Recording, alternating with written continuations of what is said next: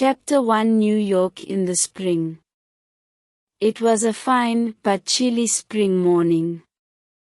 Fine enough even to make the New York borough of Queens seem attractive. Like any other day, I left my apartment on Main Street, Queens, and walked to the subway station to commute into Midtown Manhattan on the number 7 train. Like any other day, I read the New York Daily News to pass the time during the journey. Out of professional interest, I always glance through the day's fresh crime stories. Muggings, thefts, a carjacking, a shooting, a bank robbery, and so on. Crime, the unpleasant reality of life from which I make my living. The name's Marley Nat Marley, licensed private investigator. My prediction is that you already have a mental image of my type of work. I can safely bet that your image comes straight from the fantasy world of Hollywood. That's a long way from the truth. The majority of my work is dull. Often just pure routine stuff like divorce, bad debts, or missing persons. Don't imagine for a moment that I'm good looking either. Just an ordinary looking guy, bald, overweight, and on the wrong side of 40. And let's get another thing straight, my working days seldom start with a wealthy, attractive female client anxiously waiting for my professional services. My office is on East 43rd Street, just a couple of blocks from Grand Central Station. Stella Delgado, my personal assistant, was already at her desk talking on the phone. Stella's been with me most of the time I've been in business. A beautiful, intelligent Puerto Rican in her late 20s. If she wanted, she could get a far better job elsewhere. And I've told her that too. But she insists on working for me. She must like me. You've heard of the expression, on the wrong side of the tracks, meaning the poor, underprivileged areas of the inner city. That's where Stella grew up, in the barrio on the Upper East Side known as Spanish Harlem. She had left school early and got into plenty of trouble as a kid. Then it took years of night school study to catch up on her education. As she put down the phone, I asked, "How are things on this beautiful spring morning?" Silence. She just gave me a blank stare. The morning mail was on her desk unopened. Something was definitely wrong. "Stella, what's the matter? Come on, out with it." She looked up at me tearfully. "Ned, I don't know what to do. It's family, my kid brother Jose. I've just been talking to him on the phone. He's been arrested. He could be in serious trouble. There was work to catch up with that morning, bills to send out to our satisfied or dissatisfied clients, and some annoying letters from the IRS, the tax people. Yet again they'd claimed I hadn't paid enough tax. But clients and the IRS would have to wait. "Stella, tell me everything. It's a long story." Jose was found by the police in the early hours of this morning on 112th Street, just off Lexington Avenue, Upper East Side. He was lying unconscious with head injuries in the driver's seat of a car that had crashed into a wall in a parking lot. Nat, he doesn't even own a car.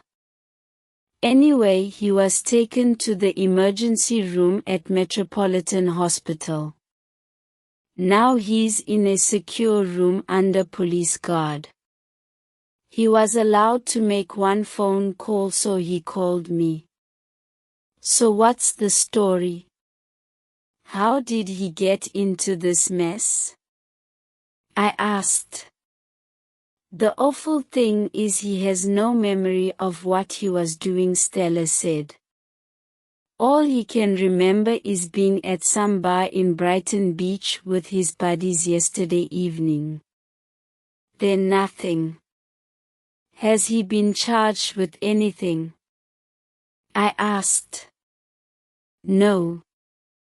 At least not as far as I know, replied Stella. Why were Jose and his buddies going out for a drink at Brighton Beach anyway? That's quite away from Spanish Harlem for a night out. Jose works in the summer at a diner on Surf Avenue, Coney Island. The place closes up in the winter. Jose had been to see his boss to confirm his job for next summer. He got some good news. They took him on as a cook. Jose had taken a couple of his buddies along to see if he could fix up work for them. They were taken on as waiters. Good money plus room and board starting 1st of April. Afterwards they went out to celebrate. The thought of Coney Island brought back some of those golden childhood memories, trips to Coney Island Beach and the rides at the amusement park, family vacations at the beach. I put those thoughts to the back of my mind and concentrated on Stella's story. Anything more? I asked. He said he had just a vague memory of a bar somewhere on Brighton Beach Avenue. He knew he'd had a few too many drinks. Then nothing until he woke up in a hospital bed. Maybe he's in shock, I suggested. Temporary memory loss. If this was a simple case of drunk driving, you wouldn't be under police guard. And where did he get the car from? I don't know. Jose's never had a driver's license. Not having a driver's license didn't mean he hadn't stolen the car and driven it anyway. But I didn't say that to Stella. I thought for a moment. If Jose hadn't been charged with any offense, the NYPD could only hold him for a limited time. All right, Stella. This is what we'll do. If Jose hasn't been formally charged, there's no reason why we shouldn't be allowed to visit. We're going straight over to the hospital to talk with him. Stella didn't move but just stood by her desk biting her lip. Is something else bothering you? I asked. Nat, I'm worried sick. Jose's an ordinary lovable guy who likes a good time. Okay, he's got a criminal record. He got into some trouble when he was a teenager. But I know he's harmless. A danger to nobody. But someone with his background, you know as well as I do what conclusion the police will come to. Come on, Stella, I said. Things have changed in the city. It's not like the bad old days. You know how sensitive the police are nowadays about any question of possible prejudice. You can't assume that the NYPD will think Jose is guilty because of his background. Any suspect has to be judged on the evidence. Maybe you're right, she replied simply. Stella didn't seem to be convinced. But I knew the NYPD would go to any lengths to avoid the kind of publicity an accusation of racial prejudice would attract. I also understood Stella's fears. Stella and her family are Puerto Rican.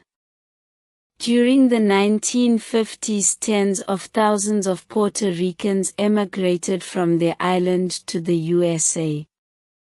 When they arrived, some of them discovered that the USA wasn't the land of opportunity they'd expected. Some had exchanged the poverty of Puerto Rico for the poor neighborhoods of New York. There were dead-end jobs waiting for them as kitchen hands or unskilled factory workers. Today, however, some have succeeded in creating a good life, like Stella, with a permanent job, comfortable apartment, and loving husband. But for Stella it had been a struggle. I could appreciate how her culture and background might affect the way she saw things. "Lock up the office and let's go," I said. Chapter 2: Metropolitan Hospital. After a few inquiries at the main reception desk, we were finally given the location of Jose's room at the hospital. Eventually, when we reached the floor, it was obvious that gaining access would be no simple matter. There was a bored-looking police officer sitting outside. I thought I might start with a little gentle persuasion. It can sometimes work even on police officers. "I should know, I used to be an NYPD officer before I set up my own business." "Excuse me," I said, showing the officer my investigator's license. "I represent Mr. Jose de la Cruz. Would it be possible to speak to him? The lady here is Miss Delgado, sister of Mr. de la Cruz." The officer was unimpressed. He looked me up and down and said flatly, "Sorry, sir. No one's allowed in. And that's official." I wondered if he was going to be one of those people who get their job satisfaction by creating difficulties for others. I wasn't going to take "no" as the final answer. "Come on now. Just a quick word. Won't do any harm." "No," replied the officer sharply. "This guy's a suspect. He's wanted for questioning." "Suspected of doing what?" I demanded. "Has he been charged with any crime?" "Don't know and no. Thanks for all your cooperation.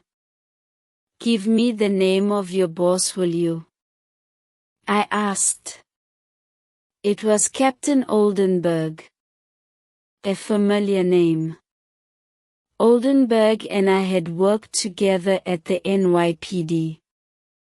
That was over 15 years ago, when we'd both been patrolmen on the streets of the Lower East Side.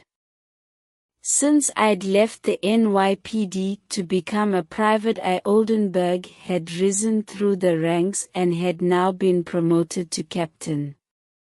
Every now and then our professional paths crossed. Oldenburg was the sort of guy you didn't forget in a hurry. He could be bad-tempered, loud, and dominating at times. Despite that, he was basically a good cop. I'd need all my charm to deal with him, though. "Thanks. I'll be back," I said. Stella was looking furious. "Nat. Exactly what is going on here?" she demanded as we walked away from the room. "Are you just going to take a no for an answer?" "Stay calm, Stella. In this situation we need friends, not enemies. I'll call Oldenburg." I phoned police headquarters and was put through to Oldenburg's office. He wasn't exactly pleased to hear from me. That was normal. He was even less pleased when I asked if Jose was free to leave once the doctors had given him the all clear. "You've got to be joking, Marley," he shouted. "There's no way I'm going to let that guy out on the streets. He's being held on reasonable suspicion. I've had a crime scene team examining the car De La Cruz was found in and I'm waiting for the results of forensic tests." "Tests to examine what?" "Bloodstains on clothes. DNA. A weapon." I tried my charm on Oldenburg again. "I'd be interested to know what those tests would be for," I said. "Sure you would. Marley, you know I can't reveal any details of evidence until the suspect has been charged." It was the answer I'd been expecting. No harm in having another try. "Have you established who was the owner of the vehicle?" I asked hopefully. "Same as my previous answer," he replied bluntly. I got the impression that the captain was enjoying himself. One last attempt to make some progress. "Okay, Oldenburg. I know your position. Rules have to be obeyed. But if my client hasn't been charged, why can't I speak to him? I have his sister with me and she's upset in a big way. Just 10 minutes? And I'll agree to the police officer being present too." "All right, Marley. Have your 10 minutes. I'll call the officer and tell him to expect you." We hurried back to speak to Jose. The officer showed us into his room. Jose was sitting up in bed with a bandage around his head and an 4-drip attached to his arm. There was a hopeless expression on his face. Stella went over to him, took his hand and spoke to him gently. "How are you feeling, Jose?" "Not great. I'm full of painkillers, but I can still feel my head spinning," said Jose. "Stella, it's real good to see you. Are you going to get me out of here?" "I haven't done anything wrong." "You and I both know you haven't done anything wrong," she said. "Remember what I told you, Jose. You've got to keep holding on." "So what's the cop doing here, huh?" asked Jose, glancing in the direction of the officer. We had to agree to the officer being present. "Jose, this is my boss, Ned Marley. He's going to help you." "I'm sure glad to see you, Ned," said Jose. "If we're going to help you, you've got to give us the whole story. Don't hold anything back," I said. "Everything that happened from the time you left home yesterday until you woke up in this hospital bed." Jose with his 2 friends Miguel and Carlos took the subway to Coney Island to find work. The boss at the diner offered him a job as a cook and Jose's buddies were taken on as waiters. Jose showed Miguel and Carlos around the sights of Coney Island during the afternoon. After stopping for food, they moved on to Brighton Beach to celebrate. By early evening they'd had several drinks in bars on Brighton Beach Avenue in the heart of the Russian community. He had a confused memory of waking up in a bar. His buddies had gone. Then nothing. The next thing he remembered was waking up in Metropolitan Hospital. "You don't remember anything else?" I asked. "Nothing. It's the honest truth, Nat," said Jose. "It's all a black fog." Brighton Beach? Kind of an unusual night out for three guys from Upper Manhattan, huh? I asked. "Nothing," he replied. "What happened to Miguel and Carlos?" "I can't remember. It didn't look good." Jose had been found unconscious at the wheel of a car that wasn't his. He had no memory of what had happened after passing out in a Brighton Beach bar. "Jose, I know you don't have a driver's license, but can you drive?" I asked. "No way, Nat. I've never tried. And even if I could, I'd have been too drunk to drive." The police officer interrupted us. "Time's up, Mr. Marley." There wasn't any point in asking for more time. I didn't think we were going to learn anything more of value. As to what had actually happened, it was still a complete mystery. Was Jose the victim, or was he the guilty party? My impression of him from our brief talk was of a harmless, ordinary guy, a guy who had gotten into some sort of trouble and had no explanation for what had happened. It wasn't looking good. There was some small hope though, since I'd gotten clients out of worse situations than this. Jose needed a lawyer urgently, and I knew just the woman for the job. Lena Rosenthal. She was capable, intelligent and tough, someone who could stand up to Oldenburg. As soon as Jose was charged with a crime, then we would have something concrete from the NYPD. Otherwise, we were just operating in the dark.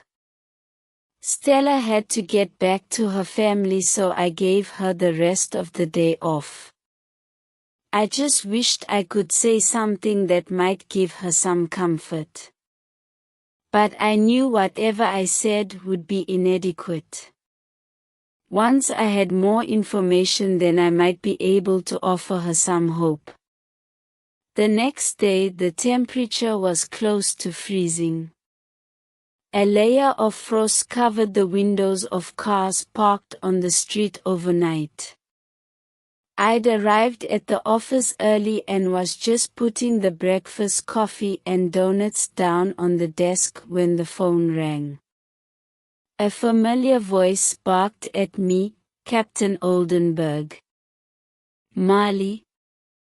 Just calling to tell you that your client De La Cruz is still being held at the hospital.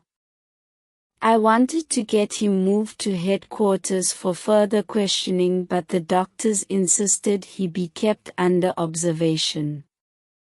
I'm still waiting for the results of the test on bloodstains found on his jacket and a wallet in his possession." Oldenburg had given away a few more details. Bloodstains. Things were getting more serious. In desperation I said, "Oldenburg, my client can drive. And what's more, the alcohol level from the blood tests should indicate he'd have been incapable of driving anyway." "Marley, don't make me laugh," he replied. "My client needs to consult his lawyer. With your permission, I'd like to take her over to the hospital this morning. Any objections?" "Be my guest, Marley. I'll call the officer on duty and tell him to expect you." By now Stella had arrived. I told her the latest developments.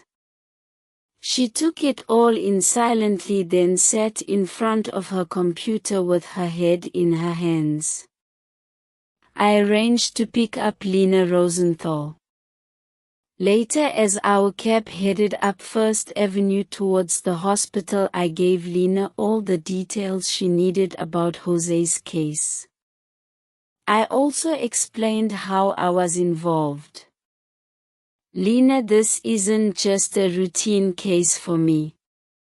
This guy's the kid brother of my assistant Stella Delgado. Stella's been working for me so long that she's like part of my family. I feel responsible for both Stella and Jose. You could say it's personal this time. Lena nodded. Thanks for telling me, Nat. Anything else I should know? I should warn you about Captain Oldenburg. He has a reputation for being aggressive and insensitive. Oldenburg and I have met before. I know what to expect, replied Lena. At the hospital before we saw Jose, a doctor took us aside. Excuse me. Are you family? She asked. We represent Mr. De La Cruz. The name's Nat Marley, private investigator, I replied, flashing my ID at the doctor. This is his lawyer, Ms. Rosenthal. We have permission from the NYPD to visit our client. Thank you. I'm Dr. Erickson. Mr. De La Cruz has been under my care since he was admitted. His condition has been giving me cause for concern. In the accident, he received a heavy blow to the head. So far his condition has been stable, but there have been some symptoms that worry me. He's complained about seeing double images and he has twice lost consciousness, though very briefly. And also there's some memory loss. So I must warn you not to put Mr. De La Cruz under any unnecessary stress. He's been through enough already, and with any further stress. Understood, doctor. We'll take great care. Before seeing Jose, Lena turned to me. It would be a good idea not to mention anything about the forensic tests. This guy sounds scared enough already. I nodded my agreement. Eventually we were allowed in to speak to Jose. He looked at us with dull eyes and raised a hand to acknowledge us. I could see the despair in his eyes. Lena went over exactly the same questions as I had asked before. There was nothing more that Jose could add. We had made no further progress. As we were leaving, Jose cried out hopelessly, "Nat, for God's sake, get me out of here. I'm going out of my mind." Chapter 3, Jones Beach. Saturday morning was cold but bright. I was feeling fit and active. I started the day by following my Saturday routine. Buying the daily news and wandering down Main Street, Queens to Slim Pete's Diner. Breakfast there was always reliable, unhealthy but very tasty. Maybe that explained Slim Pete's weight problem. "Morning, Nat," said Slim Pete. "Why so cheerful?" "Pete, I now realize that a healthy lifestyle is no solution to a midlife crisis, which means I'll have one of your breakfast specials and plenty of coffee." As I worked my way through breakfast, I looked through the daily news. There was a story about a murder victim. a guy by the name of Alexei Romanov. Where had I heard the name Romanov before? That was it, the old Russian royal family. The body had been found late Friday afternoon floating in Coney Island Creek. The victim had been shot in the head and had been dead for over 24 hours. There were some more details.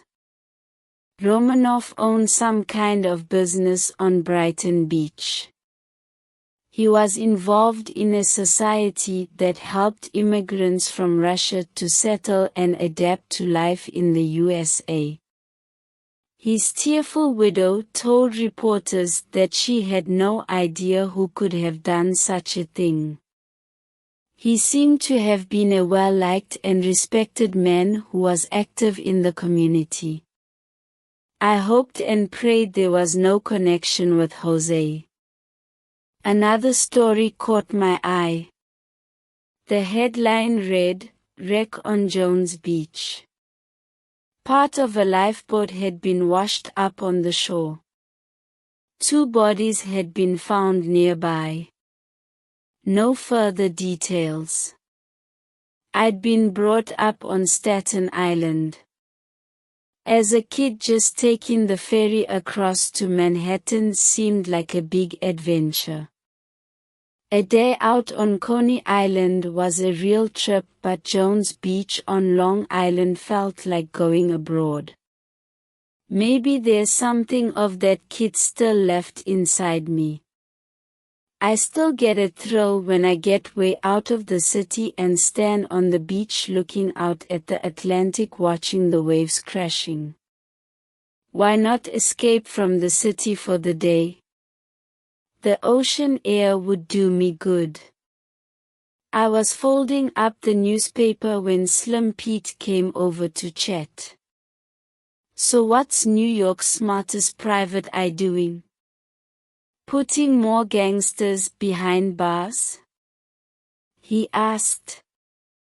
"Funny you should say that," I answered. "New York's criminal community can relax. I've just decided I'm going to spend a day at the beach." Ha! A life of leisure. It's all right for some people. I took the bus from Main Street to Jamaica Station. You can connect there with the Long Island Railroad to Freeport. From there I took a cab to Jones Beach, a long narrow strip of land about 2 miles from the mainland. There was a real chill in the wind coming in off the ocean. Enough to keep any crowds away so early in the year. In the height of the season, thousands of New Yorkers crowd into the area to claim their little piece of beach. But today I could walk without tripping over beach towels or bumping into umbrellas. I strolled along the shore for about an hour, then returned. Unusually energetic for me, but I felt better afterwards. The air was clean and fresh. Then I stood for a while on the Atlantic side watching the waves crash onto the beach. I knew why I had really come here. It was the reports of the bodies washed up on the beach. It was my day off, but I was still playing the investigator. That was why my marriage had broken up. My wife never saw much of me when I was with the NYPD. When I started out on my own as a private investigator, she saw even less of me. Then one day she walked out on me. She left a note which said that I just didn't give her enough attention and she couldn't carry on like that. The sad truth was she was right. If there's ever a second Mrs. Marley, she'll have to be one very tolerant lady to put up with me. I wandered over to a group of bars and restaurants which would be packed with visitors in a few weeks. One or two were already open while in others work was going on in preparation for the coming season. Outside a bar an old guy up on a ladder was painting. He looked down at me from his work. "You're out of luck if you want a drink, mister. We don't open till the 1st of April," he said. "Just wanted to talk if it's not holding you up," I replied. "Go ahead and talk, mister. I'm just doing this as a favor for my son-in-law. He doesn't care how slowly I work. I see Jones Beach has been in the news. Some story about a lifeboat found wrecked along the shore and 2 bodies," I said.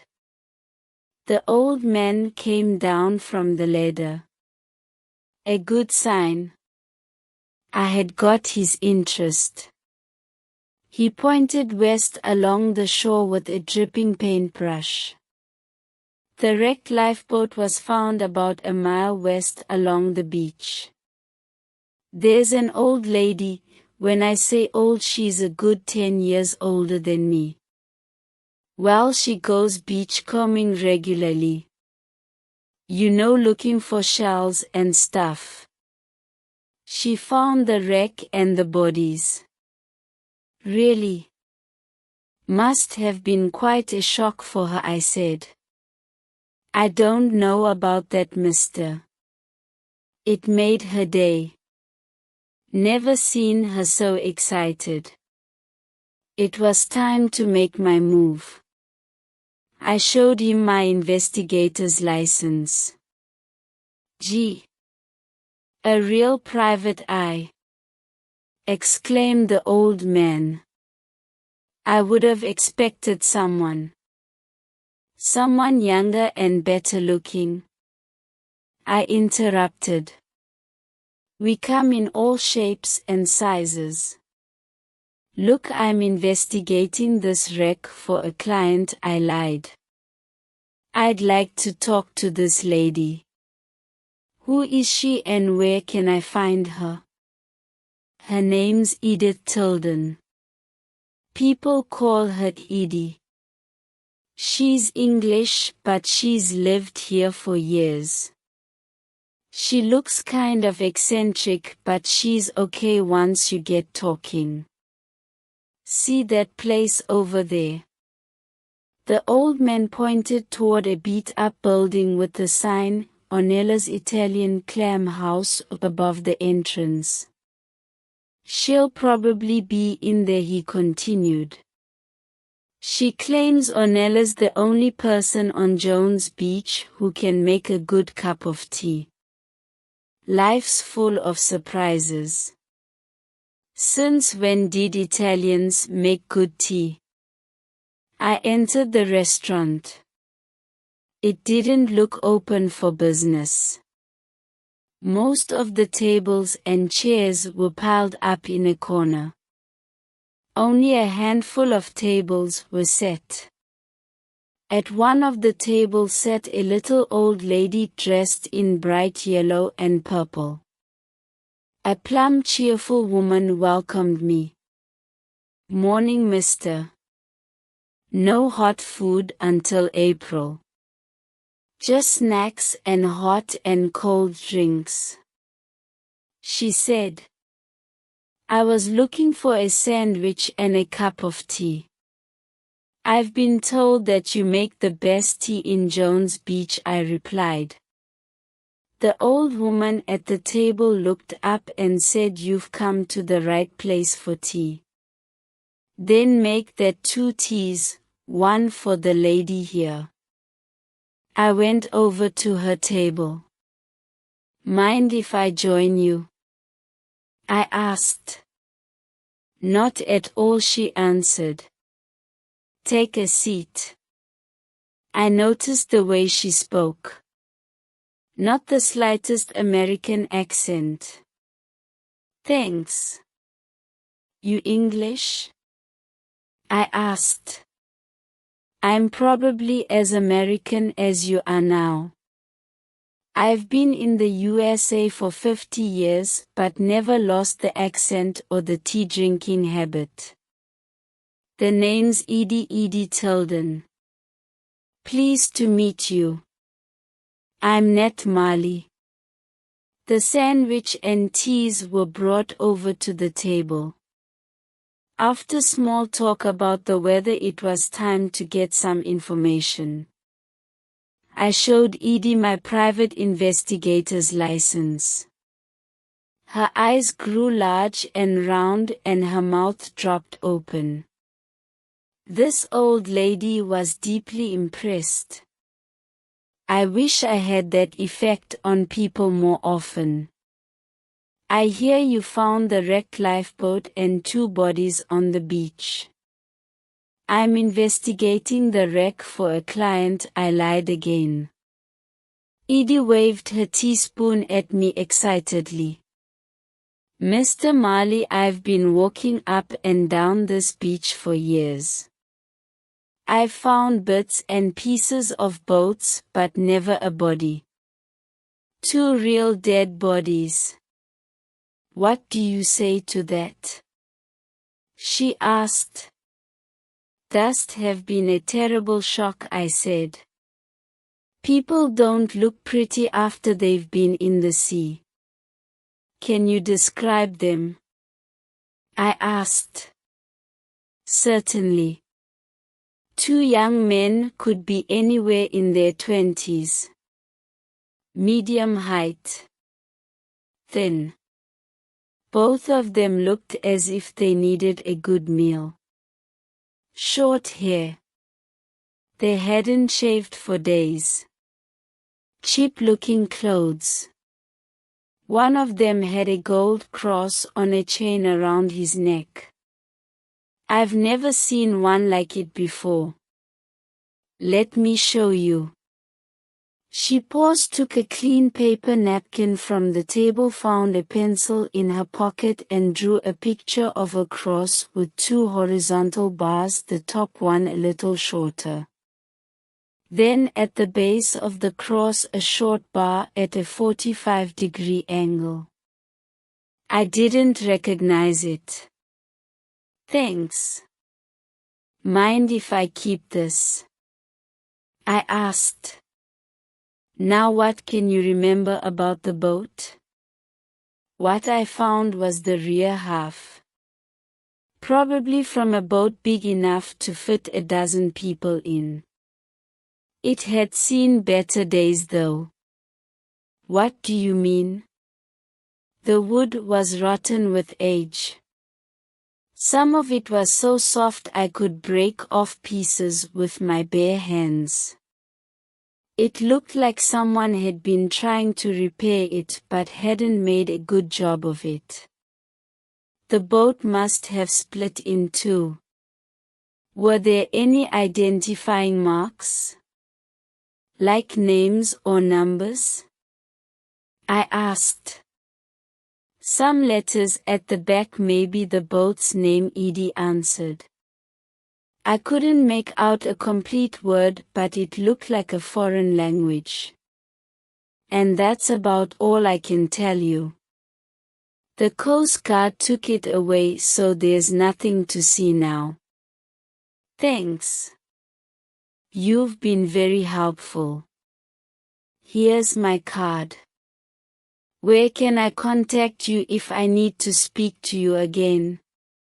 She wrote a Freeport address and phone number on the paper. I left Edie and did some more beach walking. I felt relaxed and content when I finally got back to Queens that evening. But there was still the problem of Jose. Unless I turned up some new evidence, soon he could be facing a long prison sentence. The next day I woke up early but was feeling active. It must have been the effect of all that exercise the day before. There are various ways to spend your Sunday. Unfortunately, I had to go into the office to sort out some accounts. On the subway, I glanced through the Sunday edition of the Daily News. It didn't have anything to add to yesterday's stories. At the office on East 43rd Street, I was trying to make sense of the previous year's accounts when the phone rang. Who on earth wanted to speak to me at this time on a Sunday? I grabbed the phone. It was Oldenburg. Marley trusts you to be in the office on a Sunday. Just wanted to bring you up to date on your client. I immediately felt tense. Go on, I said. I'm on my way back from Metropolitan Hospital, said Oldenburg. The law Cruz has been charged with murder. Chapter 4 East Harlem. Oldenburg, I began. You've got a confused guy in a hospital bed with serious head injuries, and you add to the misery with a murder charge. Just doing my job, Marley, he replied. Following procedure. Who's the murder victim? I asked. A guy by the name of Alexei Romanov, some businessman from Brighton Beach. The same guy I'd read about in the Daily News. Okay, Oldenburg. You'd better explain how you reached the conclusion that my client's a killer. Oldenburg went on to give me the details. The cause of death was a shot to the head from the pistol which was found in the car. Jose's fingerprints were on the handle and trigger. The results of the forensic test proved that he was the attacker. Romanov's blood was found on Jose's jacket. Also, the NYPD had positive identification of a wallet found in his possession. It belonged to Romanov. The police had the murder weapon, the killer, and forensic evidence. As far as Oldenburg was concerned, the investigation was closed. I had serious doubts. All the evidence pointed toward Jose, but what was the motive? Okay, Oldenburg. Have you established a motive? I asked. Maybe he saw the opportunity to get some easy money, a carjacking, I guess, he answered. Again, I wasn't convinced. Could a sleepy drunk possibly be capable of carjacking and murder? What do you mean, I guess? Where's the supporting evidence? Do you have witnesses? I asked. Who needs witnesses with the amount of evidence piled up against him? Oldenburg asked. Who needs witnesses with the amount of evidence piled up against him? Oldenburg asked. No point in continuing the conversation. I'd learned enough. The significant point was the lack of witnesses. Oldenburg obviously thought that the forensic evidence was enough to prove Jose was guilty. Someone must have seen Jose and his buddies celebrating that night. I'd have to go to Brighton Beach to do some of my own investigating. Meanwhile, I needed to check on Jose. A call to the hospital confirmed that his condition was stable, but the doctors were still keeping him under observation. It seemed unlikely that he would be allowed to leave the hospital. But Jose was better off there than in a cell. Another call, this time to Stella. I brought her up to date on developments. I also needed to get a clearer picture of exactly what had happened on Wednesday night. I had to speak to one of Jose's buddies. Stella promised to set up a meeting with them as soon as possible. A few minutes later Stella called back. Nat. I've set up a meeting with Carlos and Miguel. Can you get over here now? Yes. Good.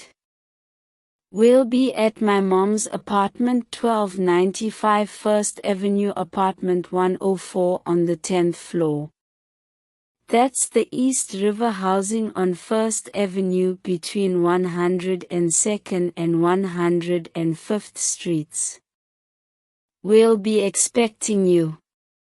Call me on my cell phone if you have any problem finding it. There wouldn't be any problem. The area was Spanish Harlem and I'd walked most of those streets when I was an NYPD patrolman. My only hope was that his buddies would remember something that had slipped Jose's mind. Anything. I took an uptown local train from Grand Central to 103rd Street, then walked the 3 blocks across town to the East River Housing Project. In the space of those 7 subway stops the city changes completely. In Spanish Harlem there's not a skyscraper in sight. Only a few remaining traditional brownstone houses among the anonymous gray concrete blocks of the housing projects. I was shown into a comfortably furnished room overlooking the East River with a view of Ward's Island at the southern tip of the Bronx. Jose's buddies were there. 2 ordinary-looking guys in their early 20s. Stella introduced us. Nat. I'd like you to meet Miguel and Carlos. This is my boss Nat. He's like family to me and we're doing everything we can to help Jose. I want you to tell everything to Nat just like you told it to me. All of it? Again? Asked Carlos. Yes, every bit. You might recall something that could help Jose, she said. Carlos began. Much of what they said confirmed what we already knew from Jose's story, the interview at the diner, the sightseeing tour of Coney Island, the bars on Brighton Beach Avenue. What I was really interested in was the final bar where Jose had fallen asleep.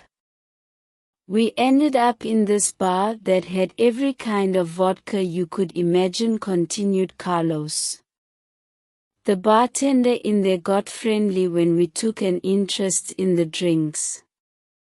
He was recommending what to try. The name of the bar? I asked. Sorry, Nat. I don't remember, replied Carlos. So some bar somewhere in Brighton Beach selling lots of different vodkas.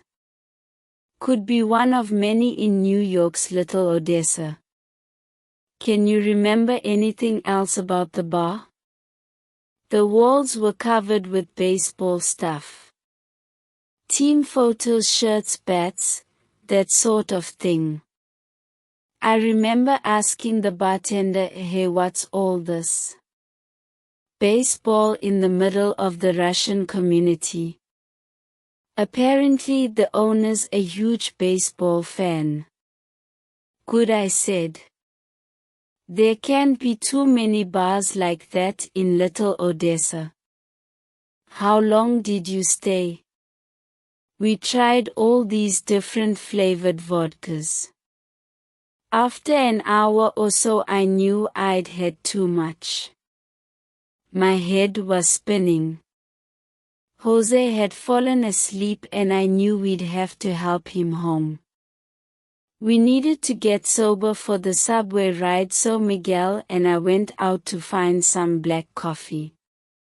We found a place that had coffee to go.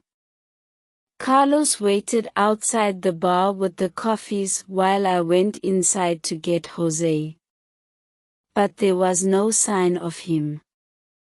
I asked the bartender, but he didn't know. We just thought he'd woken up and gone home. Thanks. You've been a great help. Call Stella if you remember anything more, I said. Progress at last. I now had a starting point for my investigation. I had to find the bar that Jose and his friends had gone to. Now I had a lead, the baseball connection. Suddenly my cell phone rang. It was Captain Oldenburg.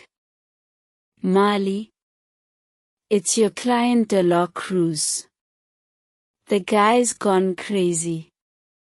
He broke out of an operating room and somehow climbed up on the roof of the hospital. He's threatening to throw himself off. He might listen to you. Can you come right now and help talk some sense into him? Chapter 5: A Matter of Life or Death. Metropolitan Hospital is only 3 blocks downtown on First Avenue. Stella ran on ahead and I hurried after her. I was completely out of breath when I arrived. Outside the main entrance was a collection of various NYPD vehicles and a fire department truck with a ladder. Barriers had been set up around the base of the building with signs that read, "Police Line. Do not cross." High up on the top of the building, sitting on the edge of the roof, I could make out a figure. It was Jose. If he jumped, there was no way he'd survive. Among the police vehicles was a large blue van marked Tactical Response Unit. That's police language, which translated means a negotiation team. These are the people whose weapons are words, not guns. They will negotiate for hours or days to prevent a crime or a tragedy. I was relieved to see them here. Those guys are so calm compared to officers like Oldenburg. They wouldn't get impatient watching paint dry. If it takes 48 hours to prevent a potential death by talking to the guy hour after hour, they'll do it. Persuasion, not force, is their philosophy. Oldenburg was waiting for us outside the entrance. Marley, he began, "This is kind of embarrassing." I cut him off. Embarrassing? It's a disaster. How on earth did my client end up on the roof? I demanded. I thought you had him under 24-hour guard. What's been going on here? Is this another example of NYPD inefficiency? As we hurried through the hospital corridors, Oldenburg raised his hands in apology. I can't offer any excuses.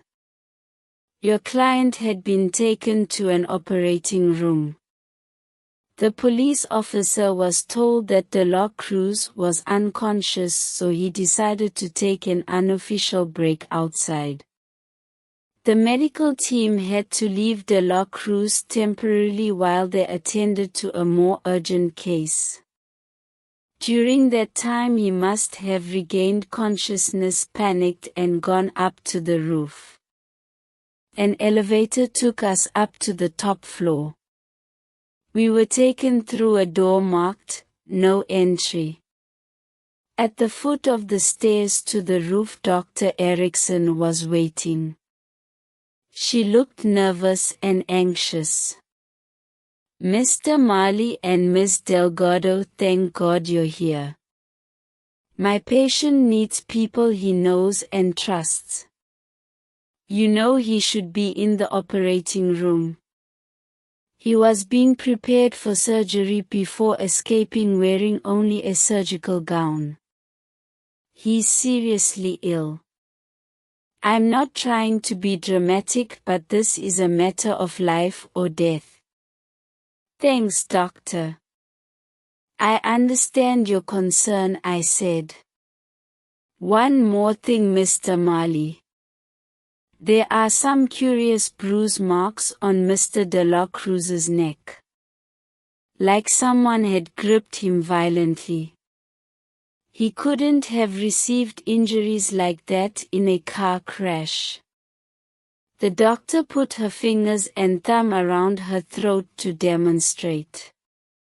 I told Captain Oldenburg, but he didn't seem to take any notice. "I don't like that man's attitude." "Me neither," I replied. "Thanks for telling me. It could be very important."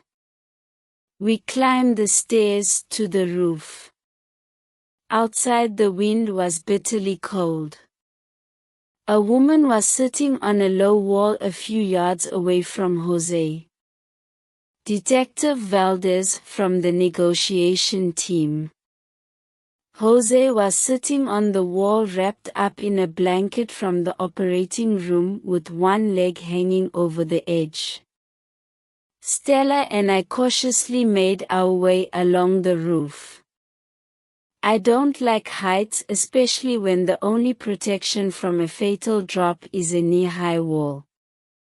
We sat down beside her. "Mr. Marley and Miss Delgado," she said in a whisper with her face turned away from Jose. "I'm very relieved to see you here. The more people there are around that Jose knows and trusts, the more likely we are to talk him off the roof. Just keep your distance from him until he's ready to speak to you. Jose knows us as Nat and Stella. Are there any other officers up here?" I asked. "No. I tried to get more in position, but Jose noticed them and started to panic. So I insisted on just one officer, and here I am," Valdez explained.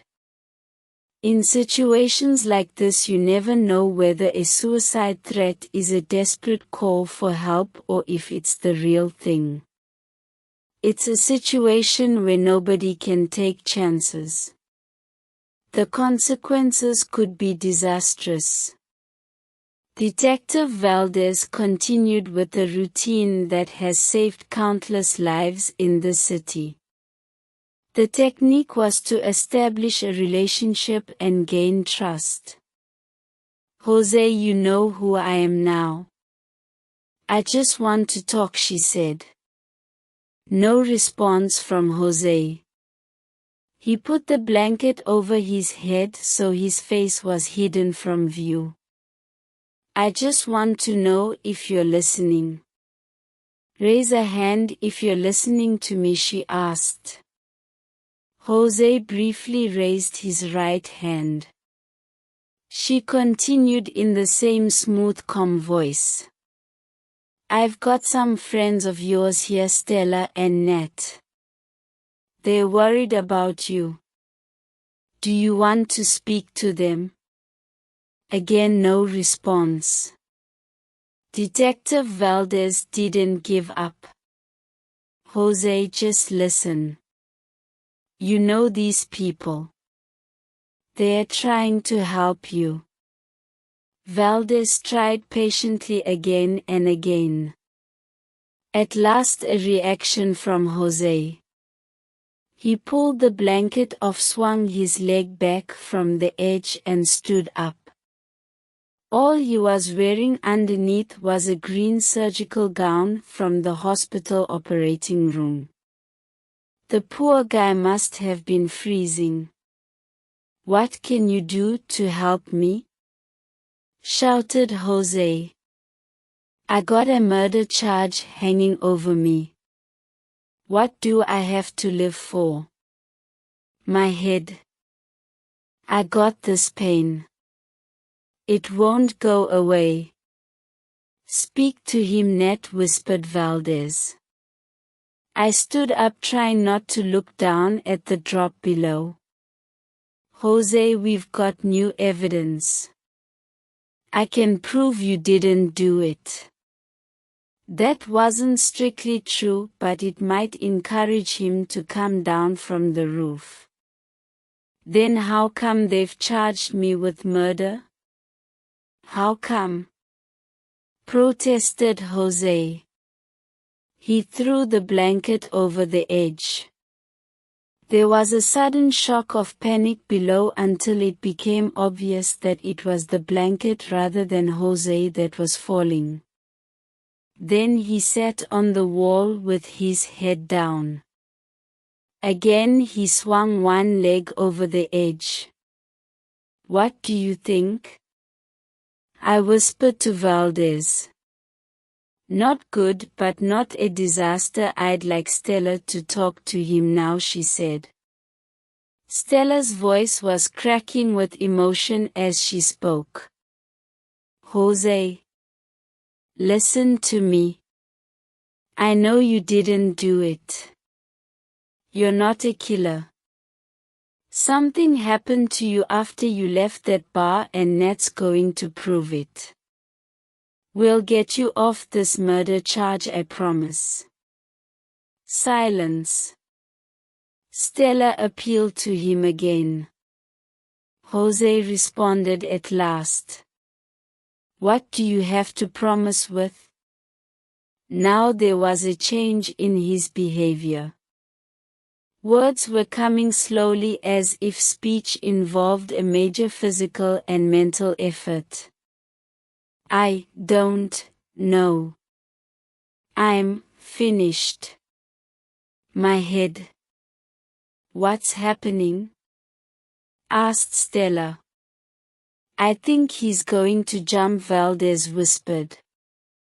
But I don't want to frighten him with any sudden movements. Ned, get ready to grab him, but don't move until I say now. Jose's body began to tremble violently. He began to rock his body from side to side. No. Good failure, he muttered. Get ready, Ned, whispered Valdez. Start moving in on him. Jose continued muttering to himself with his head lowered. Sometimes what he said made sense, sometimes it was just a confused string of words.